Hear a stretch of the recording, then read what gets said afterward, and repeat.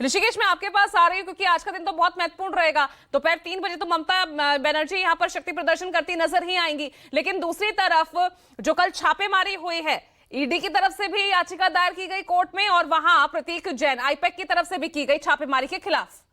तो आज का दिन तो बहुत महत्वपूर्ण रहने वाला है। मामला यही नहीं तो बहुत दूर तलक जाता दिख रहा है।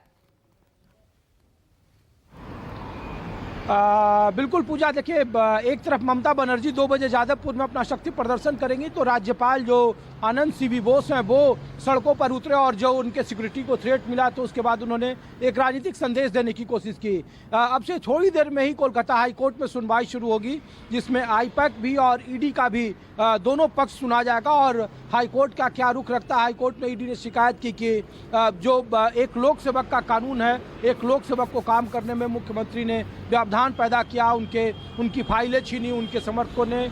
उनके साथ सरकारी कामों में व्यवधान पैदा किया है। तो हाईकोर्ट में अब से कुछ ही देर में सुनवाई शुरू हो जाएगी और उसको लेकर नतीजे आएंगे। लेकिन आईपैक में जिस तरीके से ईडी की छापेमारी हुई है और जो सूत्र जानकारी दे रहे हैं,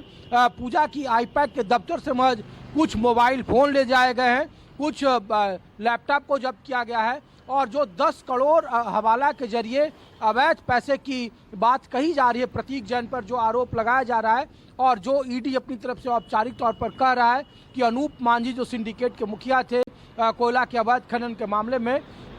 और उस सिंडिकेट से 10 करोड़ रुपया आईपैक के डायरेक्टर प्रतीक जैन ने बकायदा लिए हैं और इसी की जांच वो कर रहे थे। और ये कोई पॉलिटिकल मामला नहीं है, कोई राजनीतिक कार्यालय पर ये छापा नहीं है। जब ईडी की तरफ से जो औपचारिक जानकारी दी गई है,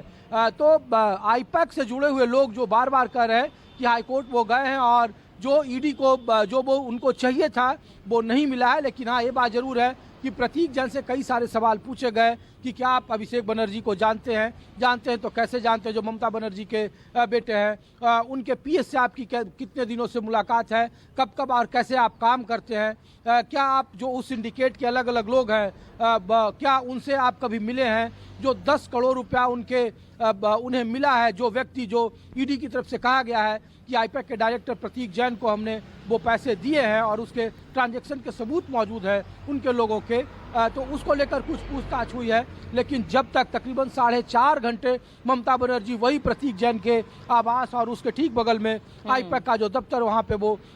मौजूद रही और लगातार इस बात की कोशिश की, जब तक वहाँ से ईडी की टीम वापस नहीं गई तब तक ममता बनर्जी जमी रही, जुटी रही। और अब उसी का राजनीतिक प्रदर्शन है आज जादवपुर से लेकर हाजरा तक। और उसके पहले थोड़ी देर पहले गवर्नर जो पश्चिम बंगाल के हैं, उन्होंने भी एक कोशिश की है संदेश देने की कानून व्यवस्था। चलिए, तो कौन अपना संदेश देने में कितना कामयाब होता है, क्योंकि ये सिर्फ बवाल बंगाल तक तो सीमित है नहीं।